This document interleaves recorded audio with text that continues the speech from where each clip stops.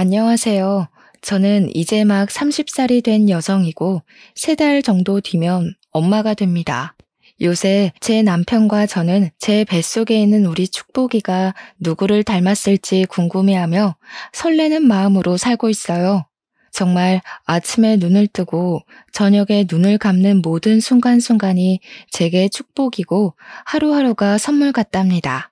지금의 저를 보면 아무 고민 걱정 없이 정말 편안하게 살았을 것 같지만 사실 저는 이렇게 행복을 느끼며 산지 얼마 되지 않았습니다. 결혼 전에는 아무렇다 못해 비참한 삶을 살았거든요. 그런데 결혼을 하면서 저에 대한 모든 진실이 밝혀지고 드디어 저도 남들처럼 평범하게 살 수 있게 되었답니다. 어떤 분들은 로또가 된 것도 아니고 그저 남들처럼 평범하게 사는 게 뭐가 그리 행복하냐고 하실 수도 있겠지만 저는 이 평범을 찾기 위해 정말 많이 노력해야만 했습니다. 사실 저에게는 아빠, 엄마, 그리고 쌍둥이 여동생이 있었어요. 대부분 사람은 엄마의 사랑을 받으며 응석도 부리고 엄마와 사소한 일로 다투기도 하며 자랐겠지만 저는 엄마의 사랑을 하나도 받지 못하고 차별과 구박만 받으며 살았습니다. 제가 8살 초등학교에 입학할 때 쌍둥이 여동생은 좋은 가방에 좋은 옷, 신발을 새로 다 사주셨지만 저는 남이 쓰다가 버린 허름한 가방만 주셨어요. 소풍을 갈 때도 여동생 가방에는 항상 과일이며 과자며 샌드위치며 먹을 것이 많았지만 제 몫으로 허락된 것은 오로지 과자 몇 조각뿐이었습니다. 집에서 밥을 먹을 때도 고기 반찬이 있으면 엄마는 오로지 여동생만 챙겨주었고 제 입으로 달걀 부침 하나 들어가는 것조차 아주 완벽히 아까워하셨답니다.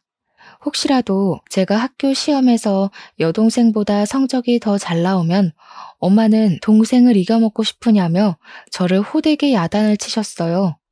엄마는 제가 항상 여동생의 들러리가 되기를 바랬고 여동생보다 더 잘하는 날에는 그날은 꾸지람이 돌아왔죠. 제게는 예쁜 머리핀, 머리끈조차 허락되지 않았습니다.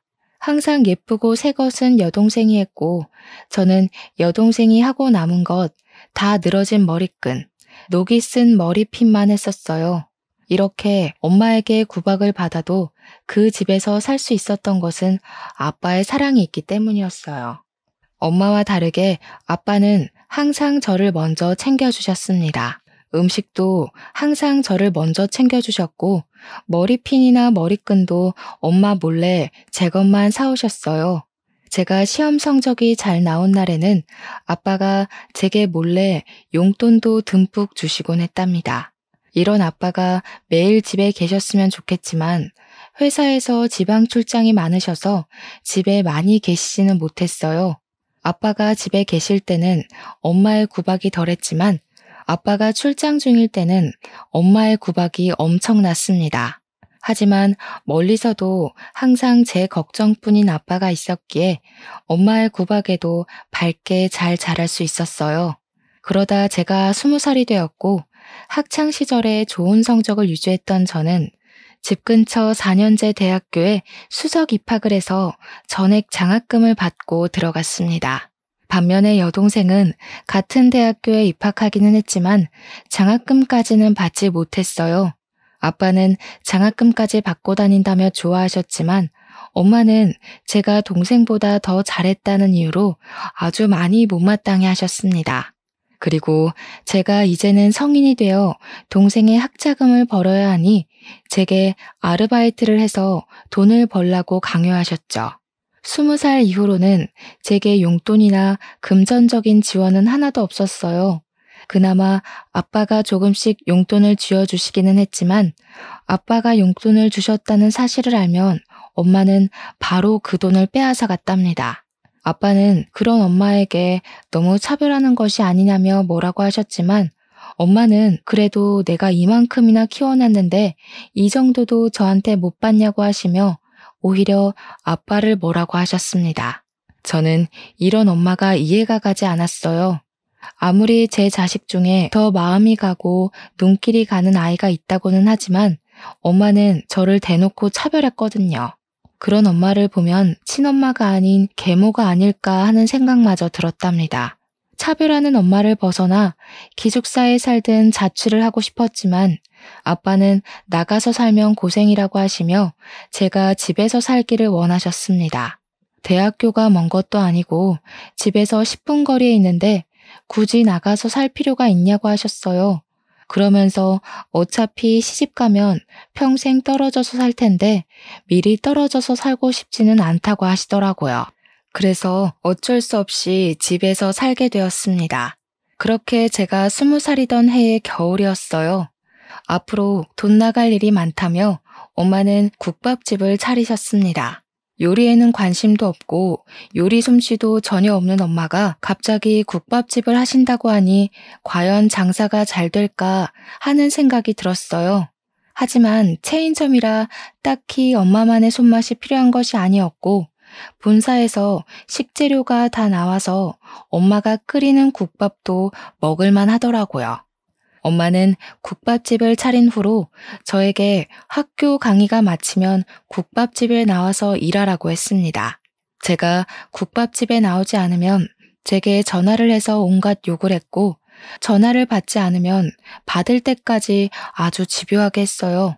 그래도 제가 안 받으면 아예 학교로 쫓아오기까지 했답니다. 아빠가 집에 있는 날에는 그러지 않았지만 아빠가 집에 없는 날에는 당연히 국밥집에서 일해야 했습니다. 반면에 여동생은 정말 아무것도 하지 않고 그냥 공부만 했어요. 대학교 학비는 물론이고 용돈까지 한 달에 50만 원씩이나 받으며 아주 넉넉하게 생활했지만 저는 돈 한 푼도 받지 못했습니다. 그렇게 1학년 내내 엄마의 국밥집에서 일만 하다 보니 대학교 성적은 모두 다 CD뿐이었어요. 제가 수석 입학으로 전액 장학금 대상자이긴 했지만 상위 30%의 성적을 유지했을 때 받을 수 있었기에 저의 장학금도 취소되어 버렸답니다. 저는 다시 학비를 내야 하는 상황이 되어 엄마한테 말을 하니 엄마는 저의 학비를 내주지 않을 것이라고 하셨어요. 그래서 아빠에게 부탁해볼까 싶어 아빠한테 전화했는데 목소리가 좋지 않더라고요. 무슨 일이냐고 여쭈니 병원에서 건강검진을 했는데 위암 초기로 진단을 받아 수술해야 한다고 하셨어요. 게다가 회사에서는 지금 사정이 좋지 않아 더는 월급을 줄 수 없다며 미안하지만 퇴직하라고 하셨대요. 그래서 어쩔 수 없이 아빠는 다니던 회사를 관두시고 위암 수술을 진행해야만 했습니다. 아빠는 퇴직당하시고 병원비까지 나가야 하는 마당에 저는 대학교를 더는 다닐 수가 없다고 판단되어 결국 학교를 자퇴하게 되었어요. 그리고 저는 아빠의 옆에서 병간호했죠. 아빠가 왜 학교에 가지 않느냐고 물으셨는데 그냥 적성이 잘 맞지 않아서 그런다고 하며 대충 얼버무렸네요. 아빠는 자신의 꿈을 찾아야 할 시기에 아빠의 곁에만 있는 제가 걱정되셨는지 제게 공무원 시험 준비를 하라고 했어요. 처음에는 공무원이 되는 것이 그다지 좋지는 않았지만 곰곰이 생각해보니 지금 로또가 되지 않는 한 다시 대학교에 갈 수는 없잖아요. 고졸인 제가 좋은 회사에 들어가기도 힘들고요. 그럴 바엔 차라리 공무원 시험을 보는 것이 낫겠다는 생각이 들어 아빠의 병원에서 일단 공부를 시작했습니다. 원래 성적이 좋아서 그런지 공부가 그렇게 어렵지는 않았어요. 다행히 아빠도 수술 후 증상이 빨리 회복되어 한 달 만에 퇴원하셨습니다. 그 뒤로 아빠는 엄마와 함께 국밥집에서 일하셨고 저는 독서실을 다니며 공무원 공부를 했어요. 그렇게 공부한 지 1년 만에 합격하여 제가 살던 곳 근처에 동사무소로 발령을 받았습니다. 그곳에서 근무하고 처음으로 급여를 받았던 날, 저는 아빠의 내복을 샀어요. 엄마의 내복은 솔직히 사기 싫었지만 그래도 그동안 저를 키워주신 분이니 같이 샀습니다. 내복을 사서 집에 들어갔는데 원래는 한창 가게에서 일할 시간인데 부모님이 집에 계시더라고요. 내가 그래도 입양한 딸 저렇게까지 키워놨으면 됐지 뭘 더 하라는 거예요? 난 진미한테 줄 돈 한 푼도 없어요. 당신은 어떻게 사람이 그래? 그동안 그렇게 받아놓고 진미한테 어떻게 그래? 나는 입양한 딸이어도 내 딸처럼 키웠어. 진미와 경미 하나도 차별 없이 키웠다고. 아이고, 당신이 진미 챙긴다고 경미 무시했던 거 모를 줄 알아요? 어떻게 자기 딸을 무시하고 남의 자식을 그렇게 키울 수 있어? 진짜 눈물 난다, 눈물 나. 부모님이 집에서 큰 소리로 싸우시고 계셨는데 가만히 들어보니 제가 입양된 딸이라는 거예요. 그래서 엄마는 저를 그렇게 미워하고 구박했고 반면에 내 쌍둥이 동생 경미는 친딸이었기에 금지오겹 키웠던 것이었습니다. 이제야 엄마가 저에게 했던 행동들이 다 이해가 갔어요. 저는 충격을 받아 들고 왔던 내복을 그대로 떨어뜨렸습니다. 집에서 갑자기 뭔가 떨어지는 소리에 깜짝 놀란 부모님이 나오셨어요. 지금 이게 다 무슨 소리예요? 제가 입양된 딸이라고요? 그래, 너 아기 때 내가 보육원에서 데리고 왔다. 불쌍한 년 내가 걷어서 키웠다고. 당신은 어떻게 애한테 말을 그렇게 해? 그게 아니고 진미야, 사실은 말이다. 아빠는 저에게 무슨 말을 더 하시려고 했지만 보육원에서 저를 데리고 왔다는 엄마 말에 충격을 받아 아무 소리도 들리지 않았습니다. 그래서 그렇게 저만 보면 못 잡아먹어서 안달이셨어요. 엄마는 어릴 때부터 좋은 것은 다 경미한테, 안 좋은 것은 다 제게 주셨죠. 제가 다 친딸이 아니라서 보육원 출신이라 그런 거예요? 고아 될 뻔한 년 이 정도 키웠으면 됐지 뭘 더 바래? 솔직히 네가 지금 이렇게 공무원 된 것도 다 내 탓 아니야? 내가 너한테 밥도 주고 옷도 주고 했으니까 이렇게 된 거 아니냐고. 경미가 먹다 남긴 밥이요? 그리고 남들이 입다가 버린 해진 옷이요? 지금 겨우 그거 챙겨주고 생색내시는 거예요. 어머, 얘 봐라. 너한테는 그 밥도 아까웠어. 네 분수를 알아야지. 넌 처먹을 자격도 없었어. 막말로 내가 너를 보육원에 보내지 않은 게 어디냐? 어? 너는 나한테 평생 감사하다고 절하면서 살아야 돼. 알겠어? 엄마는 저에게 자신은 할 만큼 다 했다고 하시고 아빠는 자꾸 저에게 무슨 말을 더 하려고 하셨으나 저는 지금 이 상황이 너무 충격적이라 아빠의 말은 듣지도 않고 그 집을 뛰쳐나갔습니다. 그렇게 집에서 나와 정신이 반쯤 나간 채로 정처 없이 돌아다니다가 정신 차려보니 근무하는 동사무소 앞이더라고요. 근처에 벤치에 앉아서 멍하게 있는데 누군가가 저에게 물 한 병을 건네더라고요. 누군가 싶어보니 저와 같이 동사무소에 같이 입사를 했고 저와 동갑인 남자 직원 상민 씨였습니다. 상민 씨는 퇴근 후 저녁에 운동하러 나왔다가 제가 정신이 반쯤 나간 채로 걸어 다니는 것을 보고 저러다 다칠 것 같아서 쭉 쫓아왔대요. 그러면서 제게 무슨 일 있냐고 물어봤습니다. 저는 상민 씨에게 제가 살아온 이야기부터 오늘 들었던 이야기까지 다 말했어요. 말하다 보니 너무 서럽고 속상해서 눈물이 나서 상민 씨 앞에서 펑펑 울고 또 울었습니다. 목소리가 잠기고 눈이 퉁퉁 부을 정도로 울고 나니 좀 살 것 같더라고요. 이렇게 제 마음의 상처를 털어놓고 이성을 차리고 보니 제가 괜히 상민 씨를 붙잡고 귀찮게 한 것 같았어요. 그래서 제가 너무 진상이었다고 미안하다고 하니 상민 씨가 아니라고 하며 이렇게 한 번씩 풀어내야 한다고 했습니다. 그리고 상민 씨도 자신이 나와 비슷한 처지라며 살아온 이야기를 해줬어요. 상민 씨도 아기 때부터 19살 때까지 보육원에서 살다가 퇴소를 했대요. 그 후 일단 고시원에 들어가서 9급 공무원 책을 사서 하루에 3시간만 자고 삼각김밥만 먹으며 죽자사자 공부했고 2년 만에 합격해서 지금 근무하는 이 동사무소로 발령을 받았답니다. 그런데 상민 씨는 본인 명의 아파트가 있었거든요. 그래서 동기들끼리 우리 중에 제일 부자라고 하며 다들 부러워했단 말이에요. 그럼 지금 사는 본인 명의 아파트는 무슨 아파트냐고 물으니 상민 씨는 씩 웃으며 사실 공무원 시험 보고 나서 큰맘 먹고 복권을 5만 원어치 샀다고 합니다. 그런데 그중 하나가 1등으로 당첨돼서 20억 당첨금으로 아파트를 마련했다고 했습니다. 그러면서 상민 씨는 이제 집도 있고 직업도 있고 돈도 있는데 가족만 없다며 이 가족 없는 게 참 외롭다고 했어요. 그러면서 우리 둘 다 참 어렵고 힘들게 컸지만 잘 자란 것 같다면서 이렇게 동기가 된 것도 인연인데 앞으로 친해져 보자고 했습니다. 그날 후로 저와 상민 씨는 급속도로 친해졌어요. 일하다가 힘들거나 선배한테 혼났을 때 서로에게 위로가 되어주기도 했답니다. 지금 생각해보면 그때 일하면서 정말 힘들었는데 상민 씨가 옆에 있어서 잘 버텼던 것 같아요. 우리는 퇴근 후에도 종종 연락하고 너무 스트레스를 받는 날이면 동네 편의점에서 간단히 맥주 한 캔을 하며 하루의 피로를 날렸습니다. 그렇게 자주 만나고 연락을 하다 보니 어느새 우리는 연인 사이가 되었어요. 우리는 사귀면서 평일에는 일하고 한 달에 한 번씩은 보육원에서 봉사활동도 했습니다. 봉사활동을 같이 다녀보니 상민 씨는 아이들과도 정말 잘 놀아주고 보면 볼수록 알면 알수록 멋진 사람이었어요. 상민 씨도 제가 싫지는 않았는지 그 뒤로 6년을 만났습니다. 우리는 사귈 때 한 번도 싸우지 않았고 남들이 흔히 말하는 권태기도 없었답니다.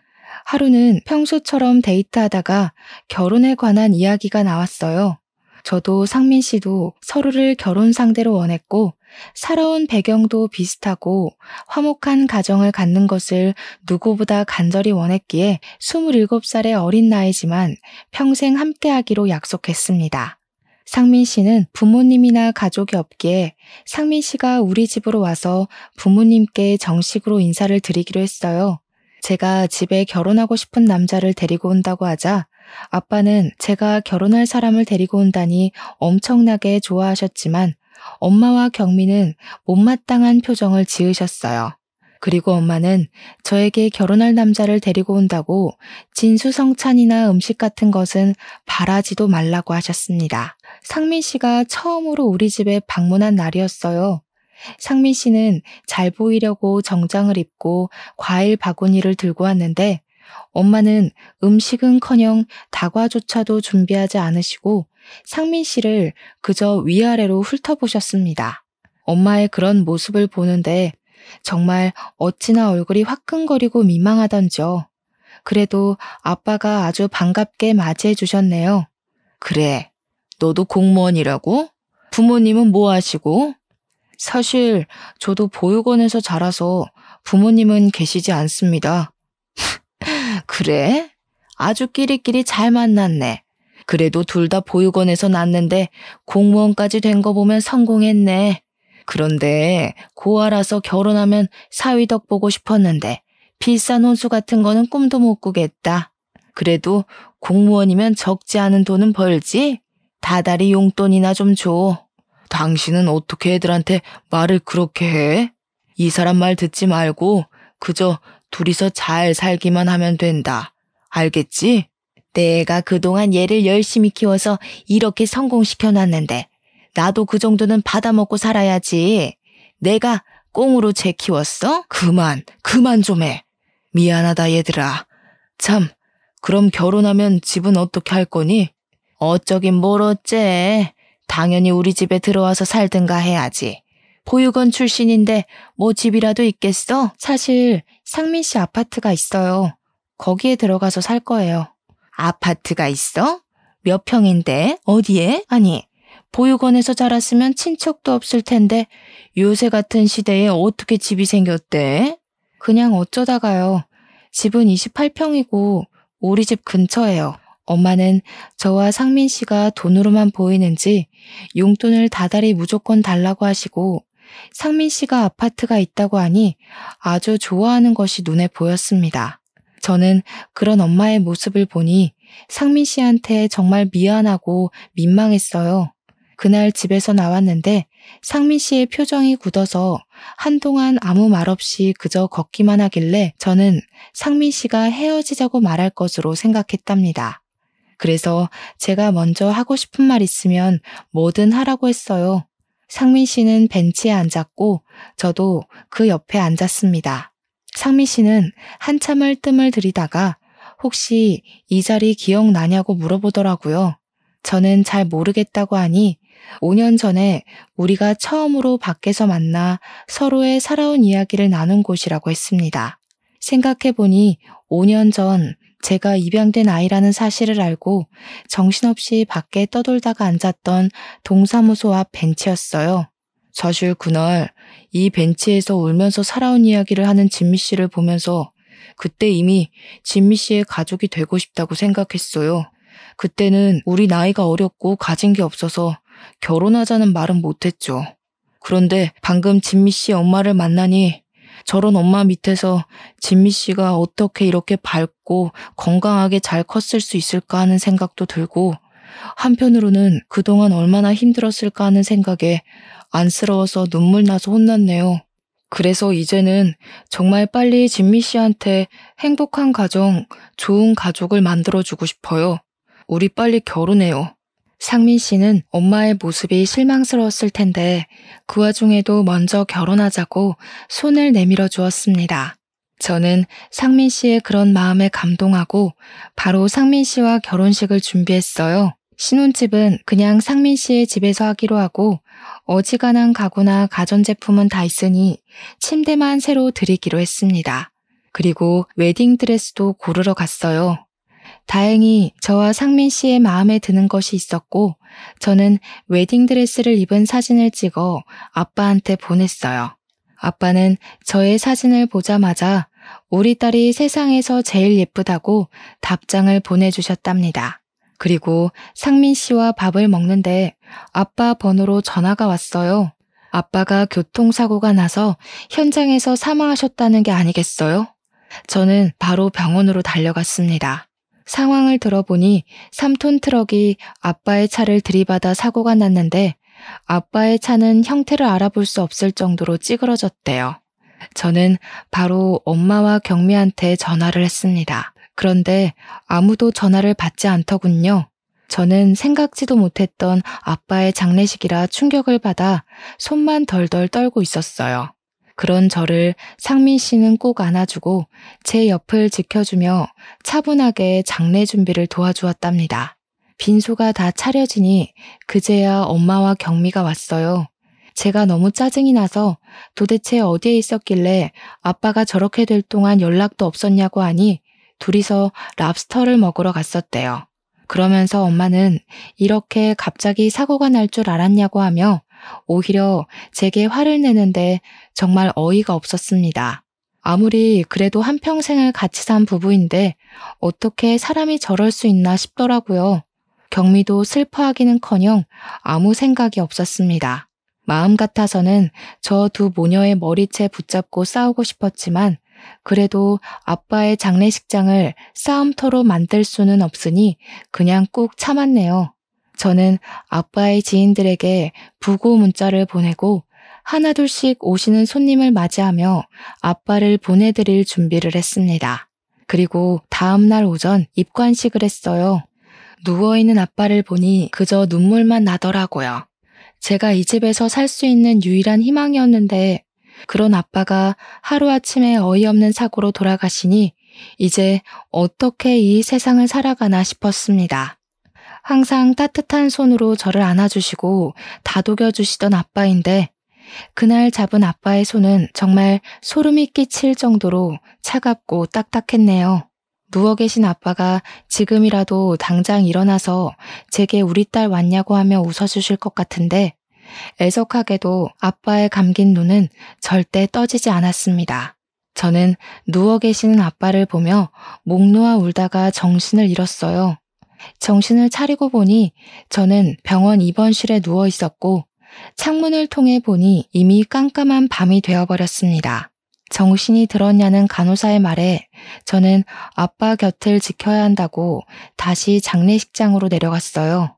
장례식장에 가니 아빠의 마지막을 함께하러 오신 조문객들이 정말 많았고 그 사이에서 상민 씨는 상주 노릇을 하며 조문객들에게 인사를 하고 있었습니다. 상민 씨가 저를 보자 괜찮냐고 하며 무리하지 말고 방에 가서 좀 더 쉬다 오라고 했어요. 저는 괜찮다고 상민 씨 옆에 있겠다고 하며 상주 자리에 있는데 상민 씨가 이상한 소리를 하더라고요. 입관식 후 아빠의 친척들이 오셨는데 그중에 남자 어른 한 분이 저랑 너무 똑같이 생기셨다는 거예요. 그런데 그분이 저의 이름을 정확히 알고 계시고 저를 찾았다는 게 아니겠어요. 그래서 상민 씨는 지금 울다가 기절해서 병실에 누워있다고 한 후 그분의 연락처를 일단 받아놨다고 했습니다. 그러면서 상민 씨는 제게 정말 보육원에서 입양된 것이 맞냐고 물어봤어요. 곰곰이 생각해보니까 엄마는 저를 보육원에서 데리고 왔다고 했지만 아빠는 저에게 한 번도 그런 말을 딱히 한 적은 없었습니다. 그리고 제가 입양 사실을 안 날 분명히 아빠가 저한테 무슨 말을 더 하려고 했었어요. 저는 뭔가 직감적으로 저와 닮았다는 남자 친척이 저에 대해 무언가를 알 것으로 생각했습니다. 그래서 일단 상민 씨에게 그분의 번호를 받아놨다가 장례식이 다 마친 후 연락해 보기로 했어요. 다음날 아빠의 화장 후 납골당에 모시고 저는 상민 씨의 집으로 갔습니다. 엄마와 경미 두 모녀만 있는 집에 들어가기 싫었거든요. 저는 상민 씨의 집에 들어가자마자 상민 씨가 받았던 남자 친척의 번호로 전화를 했어요. 먼저 제 이름을 이야기하니 그분이 깜짝 놀라며 지금 당장 만나자고 하더군요. 사실 장례식이 끝난 직후라 정말 피곤하고 힘들었지만 그래도 이분은 누구이고 저를 어떻게 아는지 하루라도 빨리 알고 싶었어요. 저는 그분과 집 근처의 한적한 카페에서 1시간 뒤에 만나기로 약속했고 저와 상민 씨는 함께 시간 맞춰 나갔습니다. 저희가 카페에 들어와 자리를 잡고 앉으니 어떤 중년의 남성분이 들어오셨어요. 그분은 두리번거리다가 저희 테이블로 와서 혹시 전화했던 진미 씨가 맞냐고 물어보셨고 제가 맞다고 했더니 저희 앞에 앉으셨습니다. 자리에 앉아 가만히 보니 이분의 얼굴과 제 얼굴이 정말 놀랍도록 똑같더라고요. 이분은 저를 가만히 보더니 정말 예쁘게 잘 컸다고 하셨습니다. 그래서 제가 누구시길래 제 이름을 아는지 여쭸어요. 그분은 제 아빠의 남동생이셨고 저희 엄마가 운영하고 있던 국밥집 체인점의 사장님이라고 하셨습니다. 그리고 아주 무거운 목소리로 30년 전 이야기를 시작하셨습니다. 이분은 지금은 혼자 사시지만 30년 정도 전에 결혼했고 아내분이 임신도 하셨어요. 하지만 아내분이 아이를 낳다가 돌아가시고 아이만 무사히 출산하게 되었는데 그 아이가 바로 저라는 것입니다. 즉, 제 앞에 계시는 이분이 바로 저의 친아빠이셨습니다. 친아빠는 당시 저를 낳았다는 기쁨보다는 친엄마가 돌아가셨다는 슬픔이 너무 커서 갓난 아기인 저를 돌보지도 않고 술만 드시면서 살았대요. 그런 모습을 보신 저의 할아버지와 할머니는 이러다가 어린 제가 잘못될 것 같아 당시에 아이가 없던 저를 키워주신 양아빠의 자녀로 만들었던 것이었습니다. 저는 친아빠의 이야기를 듣고 너무 어안이 벙벙해서 한동안 말을 하지 못했어요. 진작에 나타나지 않았던 친아빠가 원망스럽기도 하고 또 이제라도 만났으니 반갑기도 하고 정말 오만 가지 감정이 다 휘몰아쳤습니다.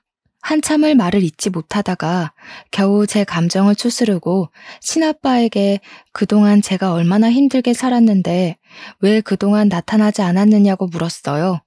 친아빠는 1년 정도 술에 취해 살다가 정신을 차리고 나서 다시 저를 데리고 오려고 했었답니다. 그런데 양엄마가 남자 혼자 어떻게 딸아이를 키우려고 하냐며 이왕 이렇게 된 거 저와 경미 둘이서 한 자매가 되어 서로 의지하며 사는 게 보기 좋을 것 같으니 그냥 자신이 키우겠다고 했대요. 그러면서 저에 대한 양육비만 달라고 하길래 친아빠는 다달이 돈과 제가 사용할 학용품과 옷, 생활용품을 보냈다고 했습니다. 그 뒤로 친아빠는 좋은 아빠는 되지 못해도 어디서 꿀리지 않는 아빠가 되기 위해 국밥집을 하나 차렸고 속된 말로 뼈와 영혼을 갈아 넣어 크게 성장시키고 확장시켜 체인점까지 냈다고 합니다. 그리고 제가 20살이 되던 해 양엄마가 저의 대학교 학비를 내야 한다며 돈을 더 많이 달라고 요구해서 차라리 이럴 바엔 일자리를 줘야겠다는 생각에 국밥집까지 열어주었대요. 저는 친아빠의 말에 너무 황당했습니다. 저는 학교 다닐 때 새 가방, 새 옷은 구경도 못했고 항상 헝가방과 남이 입다 버린 옷만 입고 지냈거든요. 게다가 제가 용돈을 달라 그러면 양엄마는 제게 줄 돈 따위 없다며 구박만 했습니다. 저 학교 다닐 때 새 가방, 새 옷 한 번도 입지 못했어요. 대학교 학비요? 저 대학교 장학금 받고 입학했어요. 그런데 엄마가 하도 저한테 국밥집에서 일하라고 시키는 바람에 결국엔 성적을 유지하지 못해서 장학금도 취소되고 그 뒤로 제 학비는 제가 직접 마련하라는데 무슨 수로 마련하겠어요. 게다가 저를 키워주신 양아빠는 그때 회사에 잘려서 그냥 대학교 포기하고 공무원 시험 봤어요. 저는 한 번도 아빠의 돈과 선물을 받은 적 없었어요. 그랬다고? 형수는 매번 받아서 다 너한테 줬다고 했었는데 그래서 형수가 형한테는 따로 말하지 않아도 된다고 했었구나. 사실 형수가 매번 돈을 받으면서 형한테는 따로 이야기하지 말라고 신신당부를 했었어. 형이 동생한테 돈 받는 것에 대해 자존심 상해한다고 말이야. 자존심이 상했던 게 아니라 형수가 모든 것을 다 가로채려고 그랬던 거였어. 가만두지 못하겠다. 형수한테 다 따져야겠어. 친아빠는 분노에 차서 바로 양엄마에게 따지러 집으로 갔습니다. 그런데 집에 웬 남자들이 있었고 양엄마는 그 남자들에게 돈 봉투를 주고 있더라고요. 그 사람들과 양엄마는 친아빠 그리고 저와 남편을 보더니 깜짝 놀라했어요. 후다닥 그 남자들은 나가고 친아빠는 양엄마에게 왜 진미 몫으로 준 돈과 학용품들을 제대로 전달해주지 않았냐고 따졌습니다.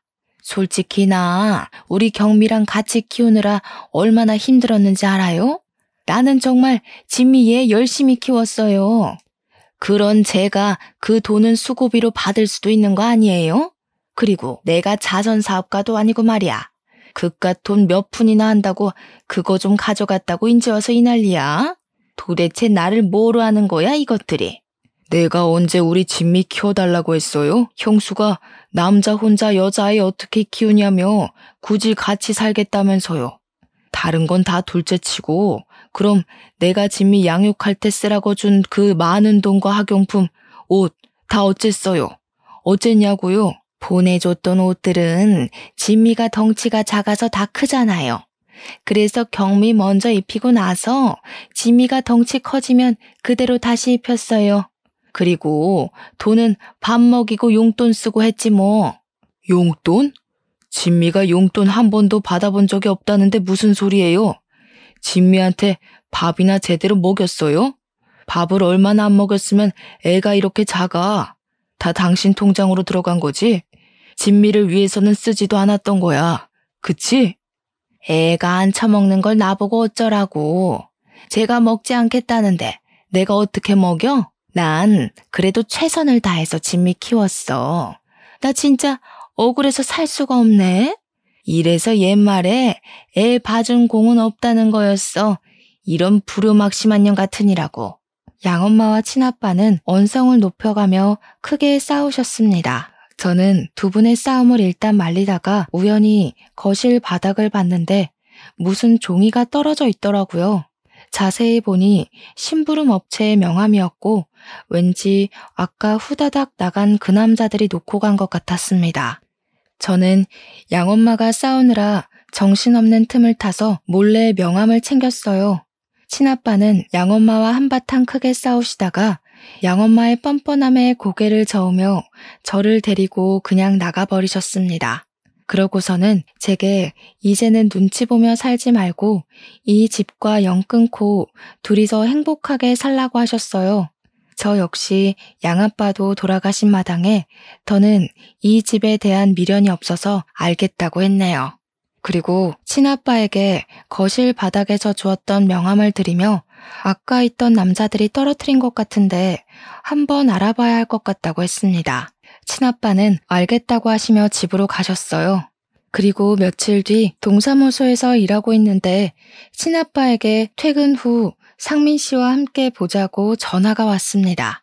퇴근 후 저와 상민 씨는 친아빠를 만났는데 정말 충격적인 이야기를 들었어요. 친아빠는 그날 헤어진 후 제가 바닥에서 주운 명함에 적힌 주소로 찾아가셨답니다. 그리고 거기 있던 직원에게 양엄마와 어떤 거래를 했는지 물어보셨는데 처음에는 알려주지 않다가 양엄마가 건넨 돈보다 더 많은 돈을 주니 그제야 어떤 거래를 했는지 알려주었대요. 알고 보니 양엄마가 양아빠의 사망보험금을 노리고 자동차 사고를 고의로 냈던 것이었더라고요. 저희는 분노에 가득 차서 바로 양엄마를 보험 사기로 신고했어요. 그렇게 양엄마에 대한 수사가 시작되었고 친아빠가 확인한 것이 모두 사실이라고 밝혀졌어요. 다른 부분은 아직까지 수사 중에 있습니다.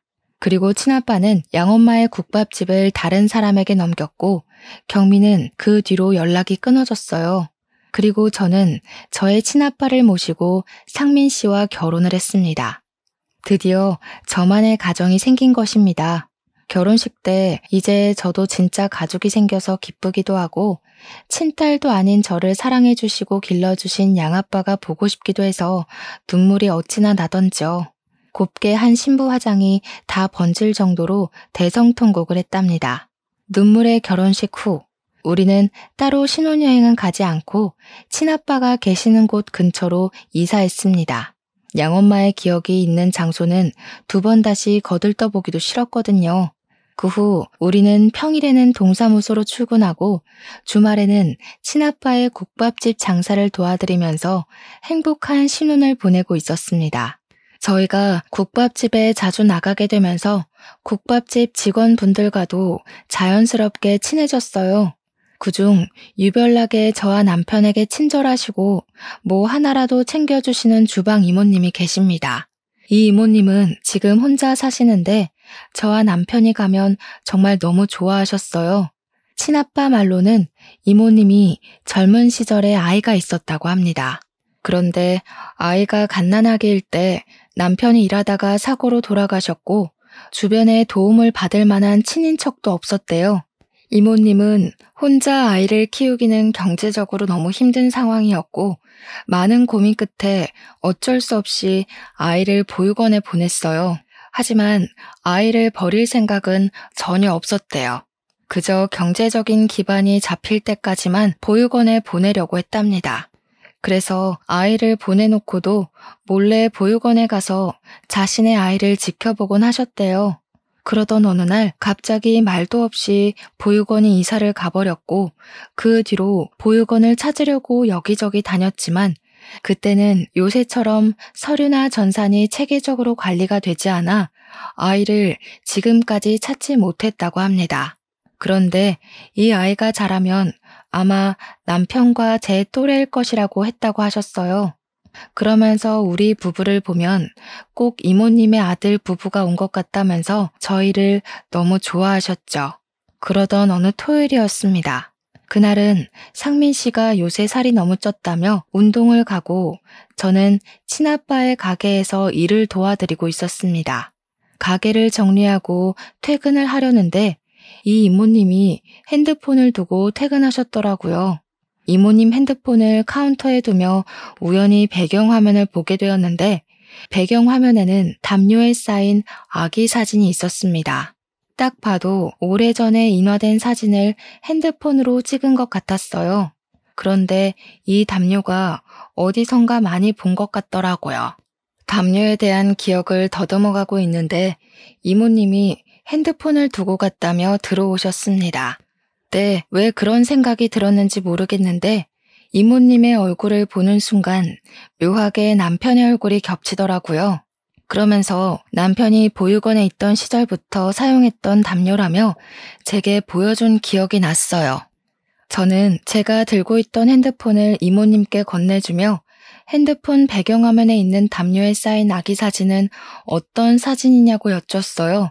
이모님은 이 아이가 사실 자신의 아이였고 보육원에 들어가기 전에 찍었던 사진이라고 하셨습니다.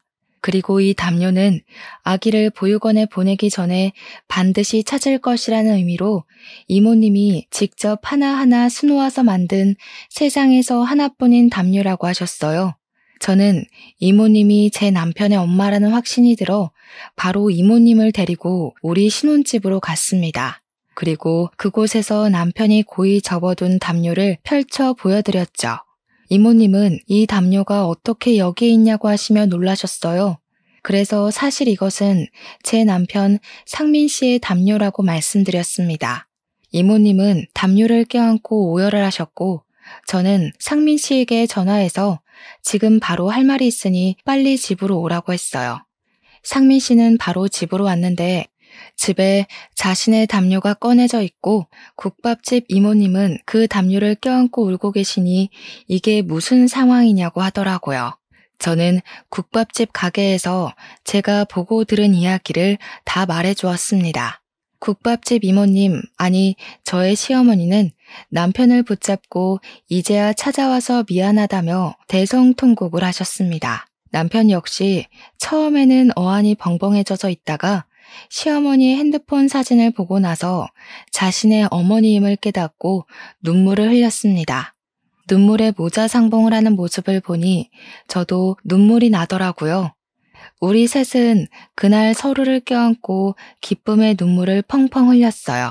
조금 진정이 되고 나서 친아빠에게 이 모든 사실을 말씀드리니 친아빠는 세상에 이런 우연이 어디 있느냐고 하시며 모든 가족을 찾았으니 가게에서 파티를 열자고 하시더라고요. 우리는 불이 꺼진 가게로 다시 가서 그동안 살아온 이야기를 했어요. 저의 아빠, 저, 남편의 엄마, 남편, 우리 넷은 너무 반가워서 웃기도 하고 맥없이 흘러간 시간이 안타까워 울기도 하며 밤을 지새웠습니다. 그날은 밤을 새워도 하나도 피곤하지가 않더라고요. 그 뒤로 우리는 시어머니를 모시고 살게 되었습니다. 여기 사연들을 보면 80%는 시어머니와의 갈등 때문에 고민을 많이 하시지만 저의 시어머니는 정말 친엄마처럼 너무 잘 대해주세요. 그래서 저는 이분을 어머니가 아닌 엄마라고 부릅니다. 남편은 친아들인 자기보다 제가 더 엄마와 친하다며 우리 사이를 질투한답니다. 그리고 지금은 어린 시절에는 한 번도 받아보지 못한 엄마의 사랑을 듬뿍 받으며 마음 편히 살아서인지 드디어 기다리고 기다리던 아기가 생겼어요. 사연을 시작하기 전에 말씀드린 것처럼 지금 임신 7개월 차이고 딸이랍니다. 정말 요새는 우리 딸이 저를 닮았을지 아니면 남편을 닮았을지 너무 궁금하고 딸아이 얼굴을 볼 생각에 하루하루가 설렙니다. 딸이 아빠를 닮으면 잘 산다던데 꼭 우리 남편을 닮았으면 좋겠어요. 흔히 하는 말로 인생에 누구나 3번의 기회가 찾아온다고들 합니다. 지금 생각해보면 저의 첫 번째 기회는 상민 씨를 만난 것이고 2번째는 상민 씨를 통해 내 친아빠를 만난 것이며 3번째 기회는 엄마 같은 제 시어머니를 만난 것 같아요.